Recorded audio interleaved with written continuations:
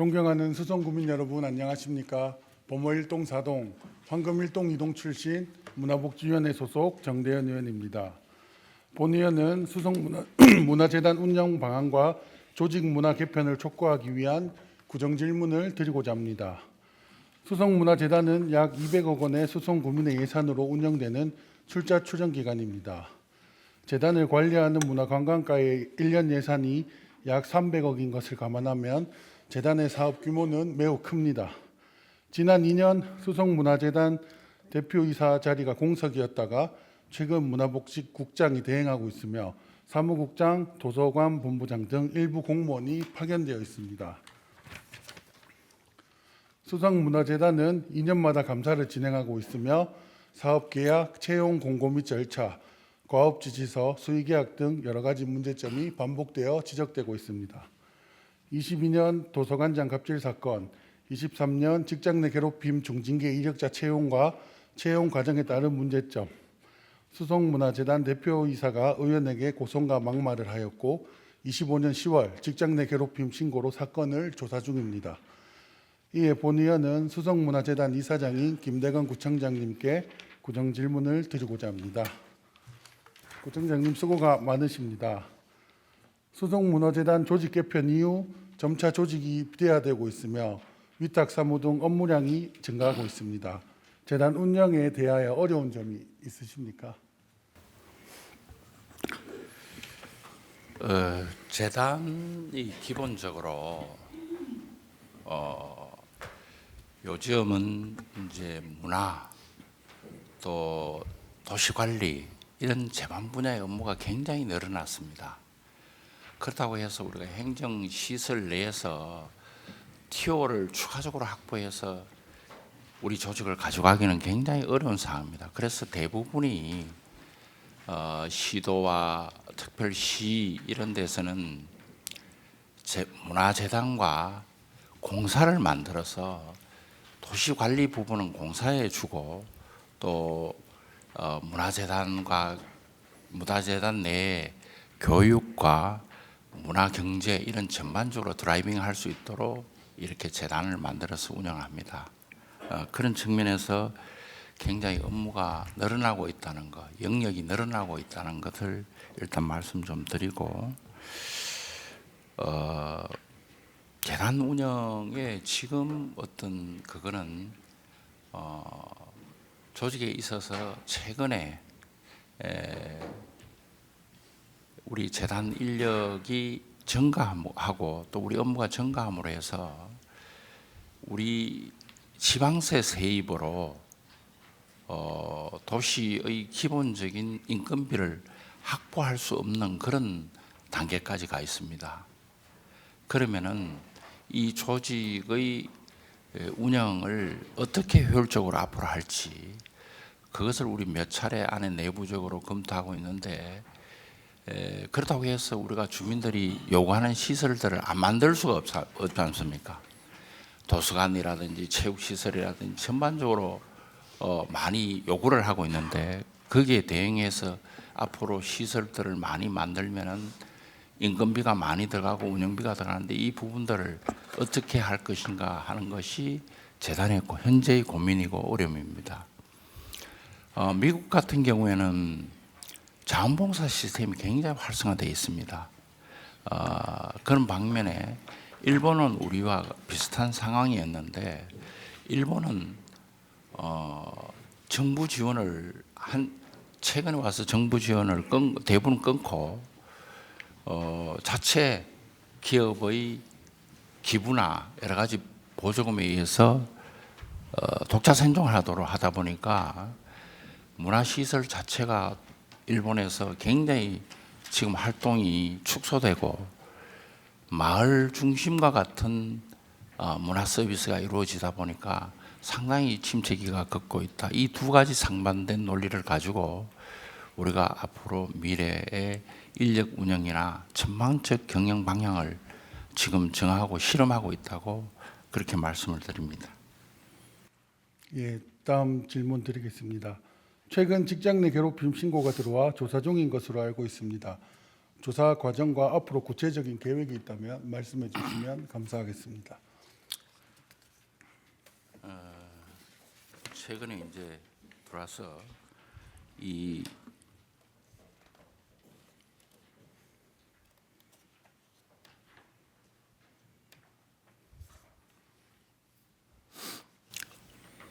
어, 11월 초에 공인노무사 2명을 선임해서 신고인과 비신고인, 참고인 등에 대한 조사를 11월에 완료했습니다.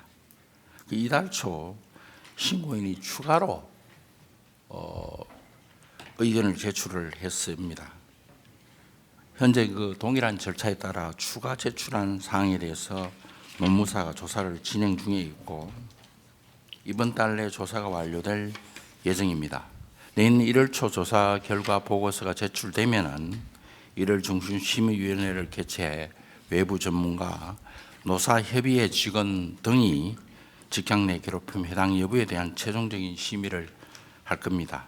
심의 결과에 따라서 인사위원회 상정이나 종결 처리가 될 것으로 보입니다.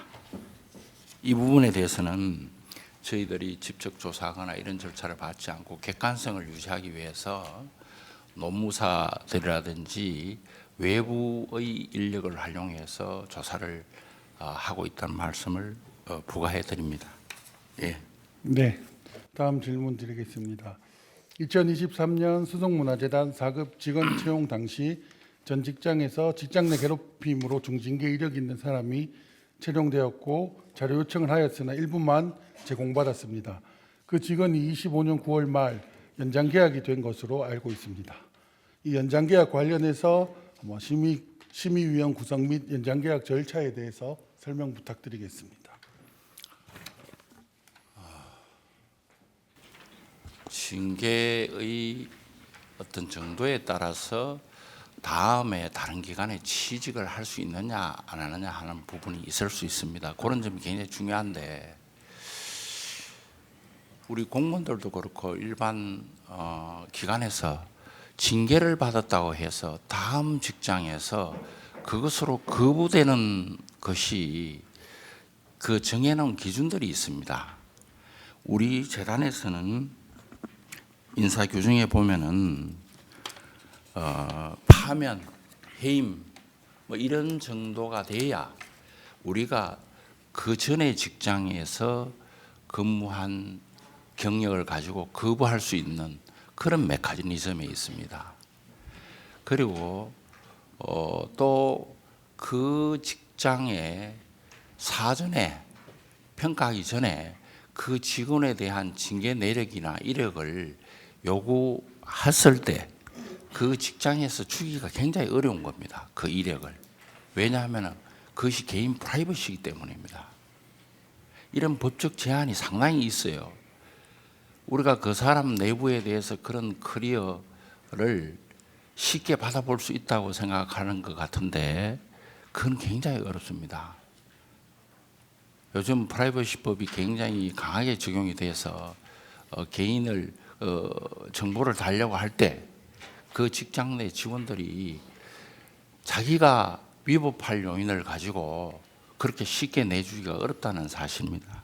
그래서 그러한 정보를 취득하기 어렵다는 측면이 있고 두 번째는 우리 규정이 파면이나 해임 이 정도에 되지 않으면은 우리 채용 대상에서 배제하기가 어렵다는 두 가지 메커니즘이 있다는 거하고 그 다음에 계약 연장의 문제는 문화재단 인사 규정에 보면은 근무 실적 평정이 70%, 인사위원 30%를 평가해 총 80점 이상일 경우 인사위원회에서 연장 결정합니다.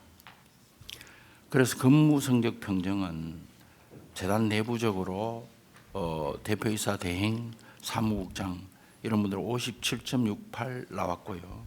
인사위원 평정은 26.25가 나와서 총점 83.93으로 연장 심의 의결이 됐던 겁니다.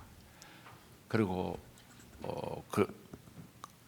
그래서 이 프로세스 문제는 의원님이 그렇게 의심하고 걱정하는 데 대해서 좀 이 프로세스 진행이 객관적으로 이루어지고 있다는 말씀을 재차드립니다. 네, 다음 질문 드리겠습니다. 24년 수성구 청년감사실에서 출연기간 종합감사 진행 중 23년 당시 논란이 되었던 4급 직원 채용에 관련하여 심사 서류 등 문제점에 대한 감사 의견이 나왔습니다. 이에 대한 설명 부탁드립니다. 예, 이 부분에 대해서는 채용 자격 기준을 문화예술 분야 기관단체 근무 7년 이상인 자로 공고를 했습니다. 그런데 서류 심사 과정에 담당자 착오로 경렬 미달자 1명이 면접에 참여하게 되었습니다. 그 7년이 안 됐다는 거죠. 그런데 그거를 스크린을 명확하게 못했어요. 그런데 이 부분을 가지고 그러면 이 분이 면접에 응해서 어떤 우리 채용이 됐느냐? 그렇지는 않습니다. 사전에 면접에서 떨어졌고 그래서 결국은 결과적으로는 우리 직원으로 일할 수 없게 됐고 이 시스템도 이거를 우리 구청에 감사가 들어가서 이것을 발견하고 집어내고 이렇게 하면 안 된다고 주의 처분하고 내린 겁니다. 이게 외부 감사에 의한 것이 아니고 우리가 이게 왜 이렇게 했노 해서 재단에 체크하고 결정을 내린 사항입니다. 그리고 그 심의를 정확하게 하지 못했던 직원에 대해서 주의 경고 처분을 했고요. 그런 절차를 가지고 진행했다고 말씀드립니다. 네, 구청장님 답변 감사드리며 자리로 돌아가 주시면 감사하겠습니다.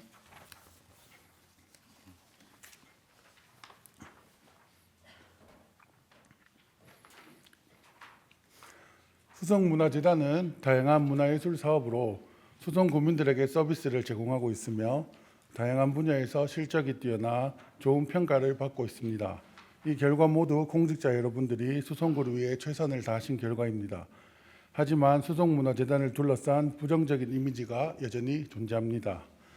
일부 문화예술계 관련 종사자는 수성문화재단은 인맥이 없거나 라인이 없으면 들어가지 못하는 곳, 능력이 있어도 실력을 발휘하지 못하는 곳으로 오해하는 분들도 계십니다. 장기간 잘못 자리 잡은 조직 문화 때문인 것 같습니다. 특히 23년 직장 내 괴롭힘 이력이 있는 직원 채용 당시 4명이 서류 접수를 하였고 경력 미달로 1명은 서류 탈락하였습니다. 3명이 면접에 올랐는데 청장님께서 말씀하신 것처럼 1명은 이제 결과적으로는 기준 미달자입니다. 애초에 면접에 임할 수 없습니다. 서류에서 탈락해야 될 사람이 2차 면접 전형에 올라간 것입니다. 그래서 이 채용 과정 자체가 무효입니다. 당시 충분히 자료를 협조받았다면 이를 바로 파악할 수 있었을 겁니다. 이것을 숨기기 위해 의도적으로 자료를 제출하지 않았나 하는 오해가 발생하는 부분입니다. 또 채용 과정이 아닌 채용 이후 전 직장 중징계 이력에 대한 심의가 이루어진 부분도 아쉽습니다. 또 당시 심사위원 중 채용자와 이해관계자가 있는 심사위원이 심사에 임하였습니다. 심사 전 관련 각서도 작성하고 심사에 임하였는데 본 의원이 문제를 제기하였음에도 심사 결과에는 문제가 없다는 이유로 넘어갔고 감사 결과에서도 이해관계자인 것이 명백히 드러났습니다. 24년 종합감사 채용 관련 지적사항에서 드러났음에도 불구하고 재계약이 아까 절차대로 진행되었고 재계약 당시에도 감사 이후에 일어난 것에 대한 반영은 없었습니다. 수성구청이 자료 제출 일부를 거부하고 묵인하고 방치하였기 때문에 직장 내 괴롭힘 피해가 발생하게 된 것입니다. 수성문화재단은 A 기관 직원이 처음 직장 내 괴롭힘을 이야기한 시점이 9월 말입니다.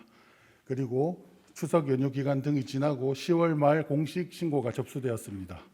이후 조사가 진행되었습니다. 조사 과정 중 문제점도 있습니다. 노무사가 신고자 피신고자, 참고인 등을 조사합니다. 하지만 기관에서 노무사에게 참고인 조사를 받는 직원 명단을 기관장에게 며칠까지 제출하라고 하였고, 피신고자가 해당 참고인들과 접촉했다는 이야기도 있습니다. 과연 간부급 직원이 피신고자인 상황에서 직원들이 참고인 조사를 중립적으로 받을 수 있겠습니까? 직원 입장에서는 승진과 인사 등이 얽혀 있기 때문에 명단 제출 자체만으로도 충분히 압박을 받을 수 있습니다. 이러한 여러 가지 문제점을 더 이상 방관하면 안 됩니다. 수송문화재단 조직 문화의 문제점을 진단하고 개편할 것을 요청드립니다.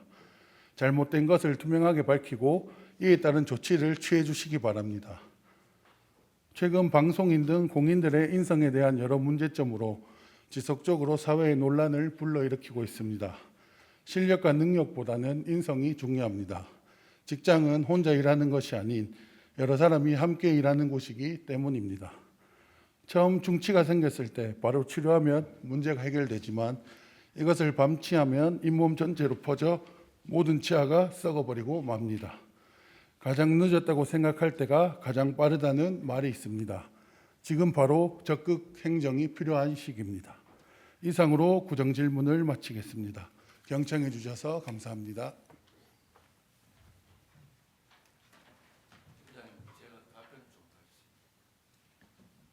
네, 제가 답변 부탁드립니다.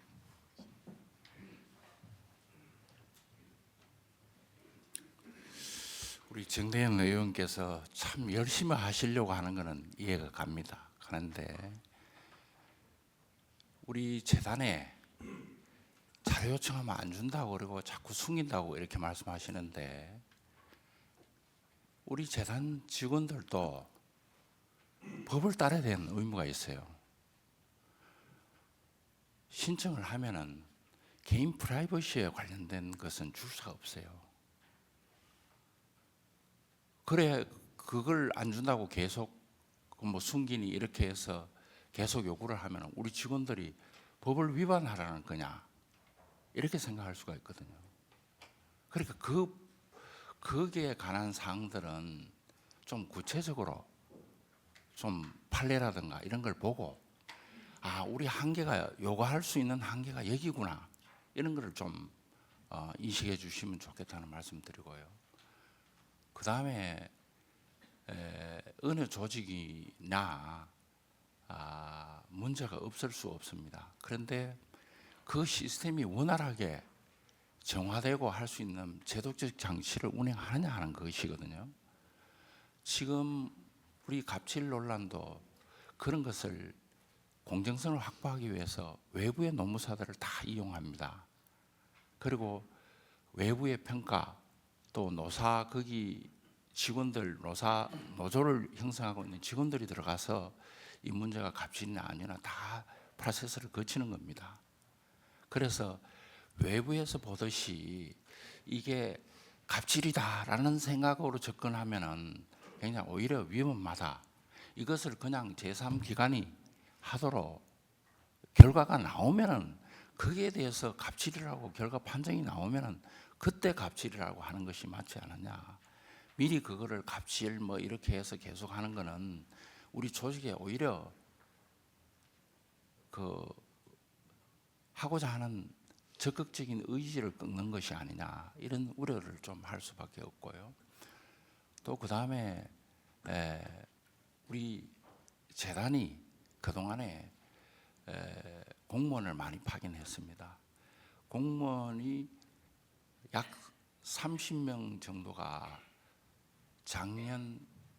작년인가 그 대구시에서 추가 인력이 배치를 했습니다. 왜냐하면은 그동안의 공무원들을 뽑아놓고 3년 내에 임명을 하도록 돼 있었습니다. 그런데 이게 바뀌어가지고 대구시가 공무원 뽑아놓은 인원을 뒤로 자꾸 3년 내에 하지 말고 1년 내에 다 하라는 행자부의 지시가 있어가지고 대구시에서 30명을 갑자기 우리 구청으로 보내니 그 인건비가 1년에 한 18억 정도 됐어요. 그러면 일 안 시키고 어디에 놔두고 배치할 데가 없는데 있을 겁니까? 그렇지 않잖아요. 그 인력을 재단에 필요한 곳에 인력을 배치한 겁니다. 그래서 전체의 조직의 효율적 운영과 이걸 보는 거예요. 그러면서 이제 거의 좀 소진이 돼 갑니다. 그때 과배치한 인력들, 공무원들이 우리 파견된 부분을 이제 거의 소진해 가는 겁니다. 그래서 이런 거 전반적인 사항을 좀 참고해 주시길 바라고, 또 이 대구에서는요, 어디 재단에 근무했다, 어디 문화에 근무했다, 이 사람들은 한정되어 있습니다. 그러면 바깥의 사람들이 누군지 다 알아요, 대구에서는. 그러면 그거를 서로 피하려고 하면은 외부에서 서울이나 이런 심사위원들을 데리고 와야 되는데, 그분은 지역을 몰라요. 누가 실력이 있고 이런 걸 갑자기 모릅니다. 그런 애로가 있어요. 그래서 이거를 무슨 학교든지 무슨 걸 다 파헤쳐가야 하려면은 그 프라이버시 때문에 그걸 다 조사할 수가 없어요. 그래서 우리가 해피 제도를 두는 거예요. 그럼 심사위원들이 오면 이 사람 알면은 스스로 해피하라는 겁니다. 그 각서를 받고 이렇게 하고요. 그 다음에 우리 경력이나 어디에 있었던 사람 아니고 신규 아니면은 우리 지역의 대부분 문화예술 쪽에 있는 교수님이나 일하는 사람들이 그 사람하고 관계 없었던 사람이 없습니다, 대구 시내는. 그래서 굉장히 그런 부분들을 우리가 의원님이 말씀하신 서로 관계를 맺지 않은 사람이 평가해야 되지 않느냐, 그거를 하기가 굉장히 어렵다는 말씀을 한번 드립니다. 예, 참석해 주시면 고맙겠습니다.